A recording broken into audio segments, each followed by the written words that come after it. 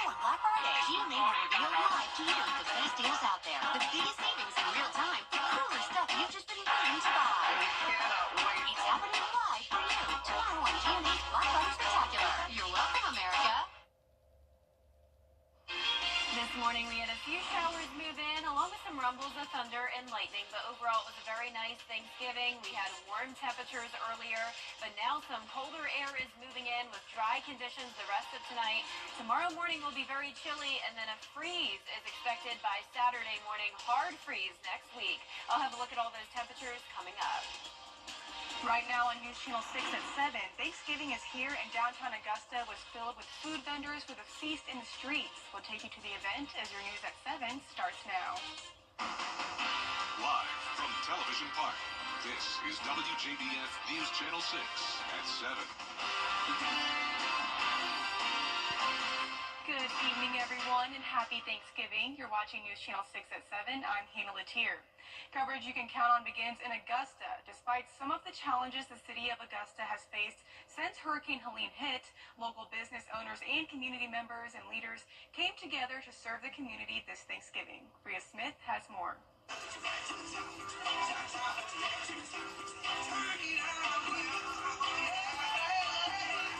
Cafe 209 celebrated Thanksgiving with Feast in the Streets for a second year Thursday morning. It's an amazing thing for the community, just to kind of revitalize everything that's going on in the community, and to have everybody come together and just have smiles and love in the community. That's big for me. From 11 a.m. until 2 p.m., folks had the chance to get a hot meal with all kinds of Thanksgiving favorites and toiletries and sleeping bags. It means a lot just to be able to just help a lot of people and everything, just to be out here helping the community and just to be nice on Thanksgiving. Local members and leaders of the community say their coming together speaks to the strength of Augusta amid the recent challenges of Hurricane Helene. And we know the devastation that the hurricane brought to our city. But this is a good event because what it shows is, number one, that the community still has a need. And then number two, it shows that the business owners in downtown, particularly Cassandra Glenn at Cafe 209, still has a heart to serve the community. And so this is a great event because we're able to tap into the better parts about our community, serving those who need our help the most. Staff and volunteers at Cafe 209 showed their gratitude for their chance to stand strong and provide a sense of security for all this Thanksgiving. In Augusta, Bria Smith, WJBF, News Channel 6. And it's time now for our first look at our weather with Chief Meteorologist Jenna Petracci. And Jenna, at least it wasn't as stormy here as it was supposed to be. Yeah, that's right, Hannah. It was overall a really nice day. We just had a few light showers come through very early in the morning, but I hope you had a wonderful Thanksgiving so far. The rest of tonight will be completely dry. Let's take a look outside now at our Terry Lambert Hyundai Skyview cam. It is pretty... not much going on this evening here in Swainsboro. You can see nice dry conditions. Temperatures are chilly, though, just like they were this morning. So we had a low of 49 degrees. Warmed up nicely, though, in the afternoon to a high of 74. Now, right now, we're sitting at 64 in Augusta. Winds are still coming in from the northwest, 11 miles per hour. So a bit breezy at times, dew point of 46. So you can see that drier air is moving in with temperatures falling now in our northern counties. We're seeing some mid-50s up there, and then down towards the south, we're in the mid-60s. Now, as for our satellite and radar, we do still have some cloud cover, and that will linger into the overnight hours, but we're really not expecting any more rain other than a few stray showers when you're headed out the door Friday morning. But your day planner looks good. If you're headed out Black Friday shopping, you'll just want to bring a jacket with you, as we'll only be topping off in the upper 50s tomorrow afternoon.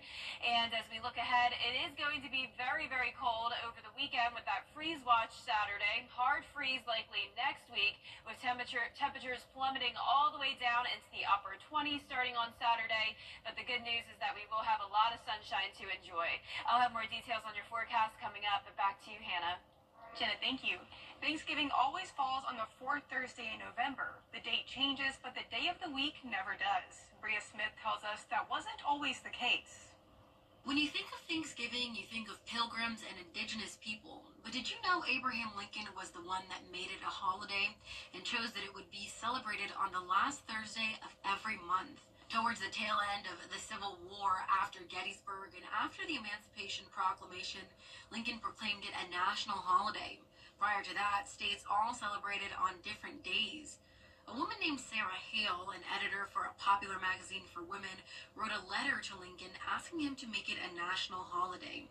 He decided to do it because he felt the country needed a day to give thanks after such a dark time in our history. There's so many people praying all at the same time. There's so many people lamenting at the same time. There's so many people grieving at the same time. There's so many people worried at the same time that you can imagine having a national holiday to give thanks would be a popular thing. Creating Thanksgiving may not be at the top of Lincoln's historical list of accomplishments, but it speaks volumes about his legacy that creating such a major national holiday is so low on his resume. But Abraham Lincoln isn't the only one that started a Thanksgiving tradition. In 1863, the president's son, Tad, became friends with the turkey the family was going to have at that Thanksgiving, naming him Jack. That friendship led to the first turkey ever being pardoned. In the 1940s, Congress issued Joint Resolution 41, forever making Thanksgiving a public holiday. And in Aiken, many chose to spend Thanksgiving with friends and neighbors at the Come to the Table meal. Come to the Table is hosted by the Salvation Army in Aiken. It replaces One Table, which was a community meal that took some time off after struggles to find a venue. 700 meals were served today at First Baptist Church with all the fixins. Staff members say everyone should have a seat at the table on Thanksgiving Day.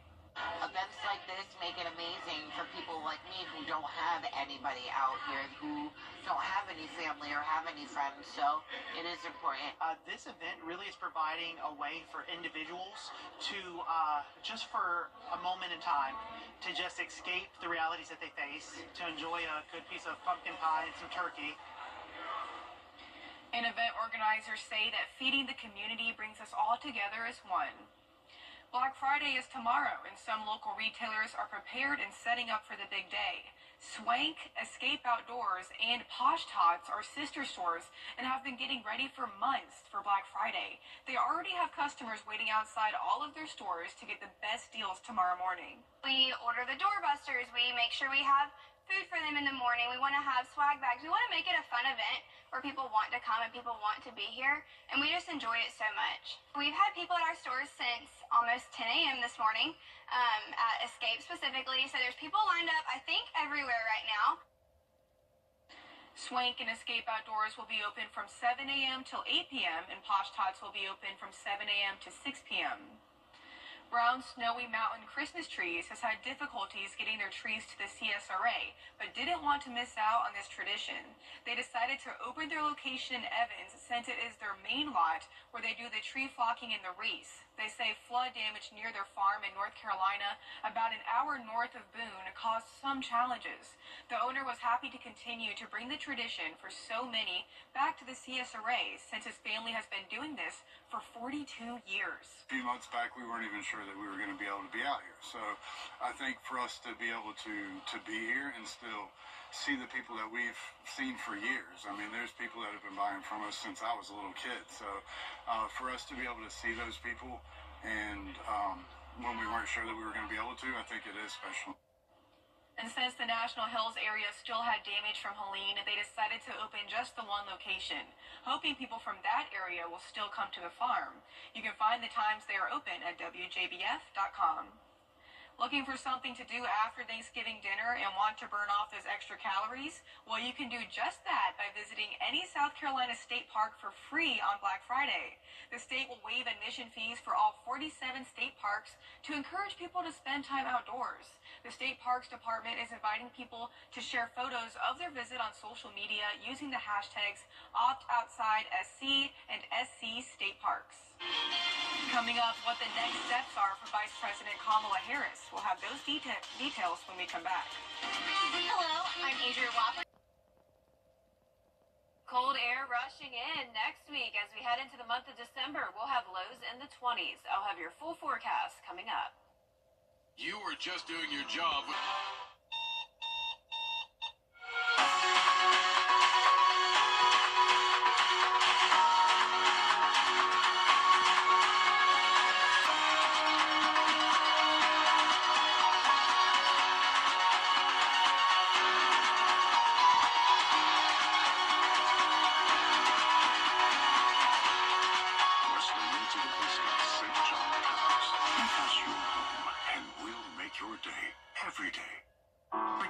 children in our community, hunger isn't just a feeling, it's a daily reality.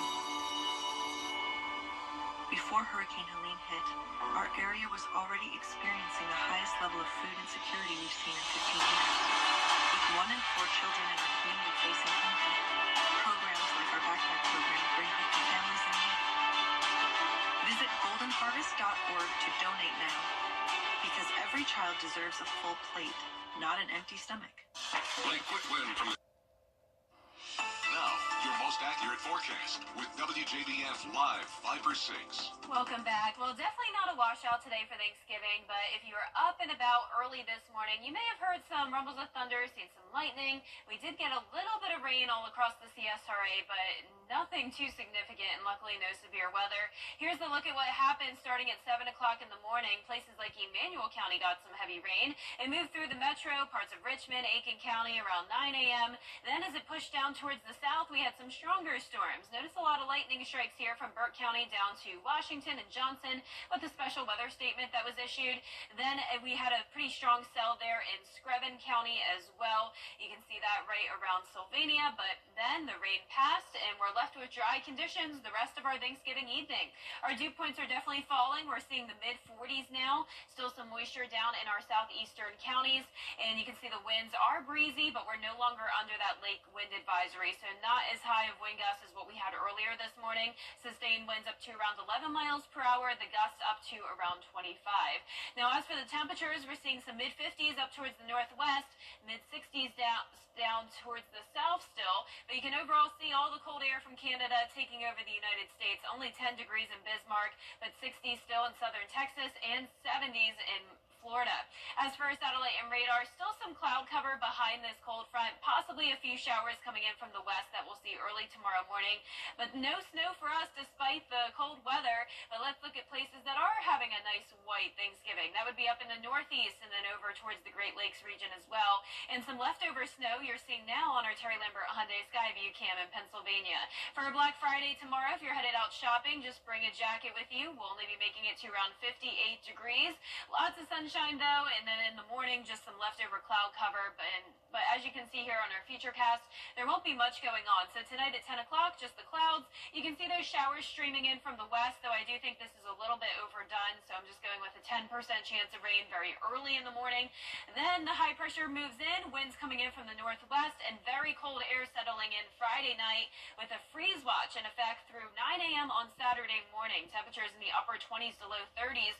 Then next week it will get even colder, so we'll be anywhere from around 25 to 29 degrees over the next several mornings to come. So it's a pretty long cold stretch. We'll briefly warm up, but then it looks like we'll cool back down again. So lows tonight in the upper 30s to low 40s. Highs tomorrow are mostly going to be in the mid to upper 50s. And here's a look at your 10-day forecast. Lots of sunshine to enjoy. No rain until late next week. You can see we get back into the low 60s on Thursday, but then we cool back down next weekend. It will be nearly just as cold as this weekend. Back to you, Hannah. Thank you, Jenna. It's a beloved tradition that signals the start of every University of Georgia home football game. The haunting first 14 notes of the Battle Hymn of the Republic, played by a lone trumpeter at the start of each home football game, is a long-standing tradition at UGA.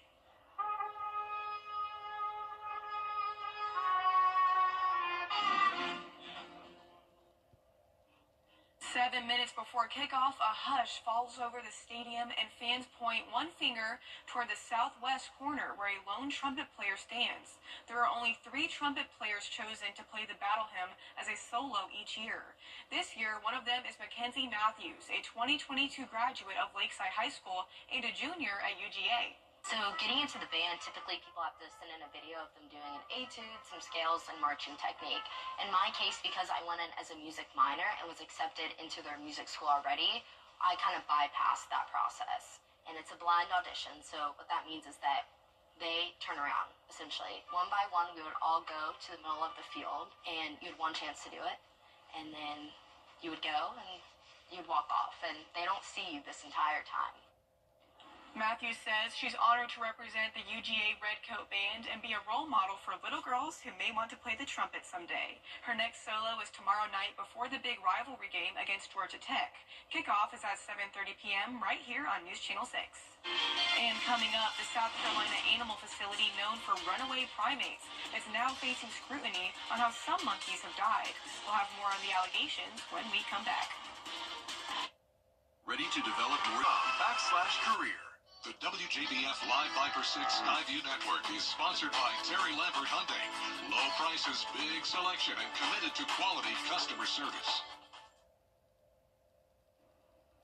In South Carolina, the Alpha Genesis facility in Yemassee is back under fire after an incident that happened last week, alleging that 18 of the primates have died from a heating malfunction.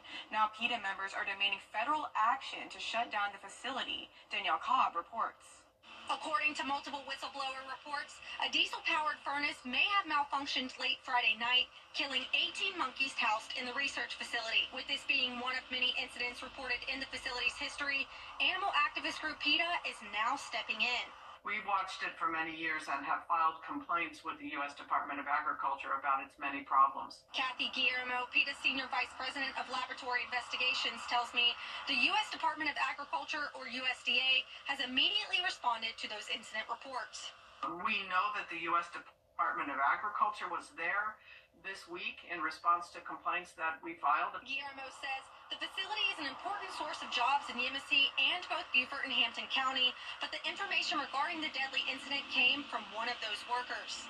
We're hearing from some of those people who are employed, and they're extremely upset. You know, the person who is in charge of cleaning the cages and feeding the animals is not the person who makes the decisions about how conditions are kept and how the processes and SOPs are put in place. Guillermo claims PETA has received many complaints from residents in the community about the facility's morality.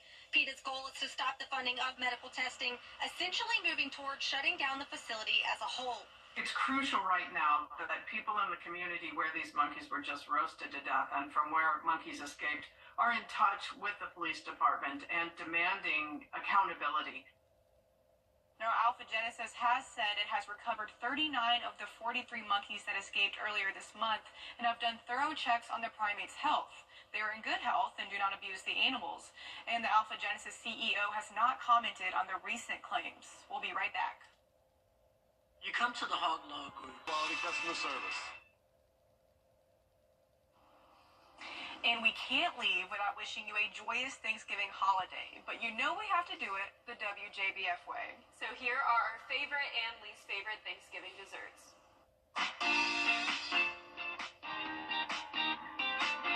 All right, my favorite Thanksgiving dessert probably has to be pumpkin pie, but I've had a new appreciation for the pecan pie, especially the pecan pie at Lifesaver since I've been here in Augusta. So pecan and pumpkin pie are probably my favorite Thanksgiving desserts.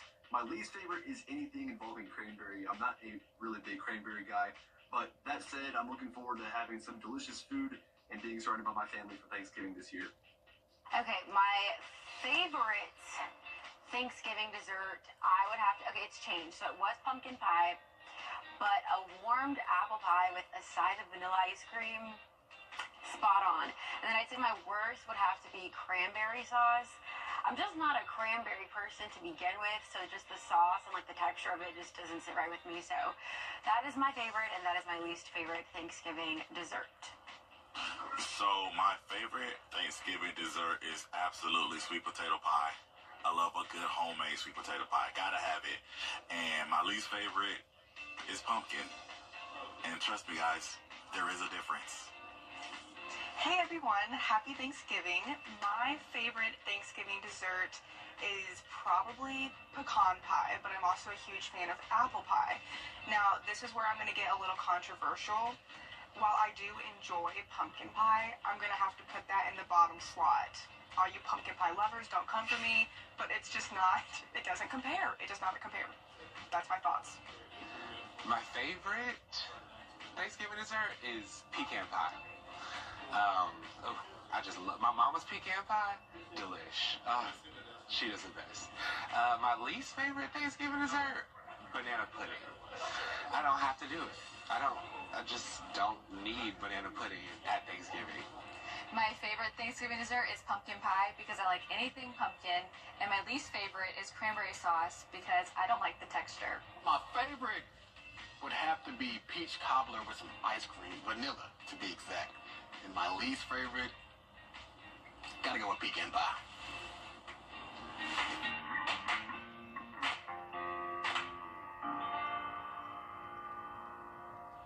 Well, I would say the house is pretty divided on that one. I was going to say the house is pretty divided on pecan versus pecan. Was your team pecan? I've been getting roasted for how I pronounce pecan. Right, pecan. Pecan. I'm saying pecan. I've always said pecan. I go back and forth, I think, but everyone in the South says pecan. They do. So, my parents are from the North. That's what I blame it on. They say and I've pecan. lived in the North and South like equal years of my life, so I go back and forth with that and the caramel thing. Yes. I don't know how I pronounce anything now. Y'all are going to have an identity crisis. Well, be sure to go to our website, WJBF.com. We'll have the full newsroom Thanksgiving dessert video with a few surprises.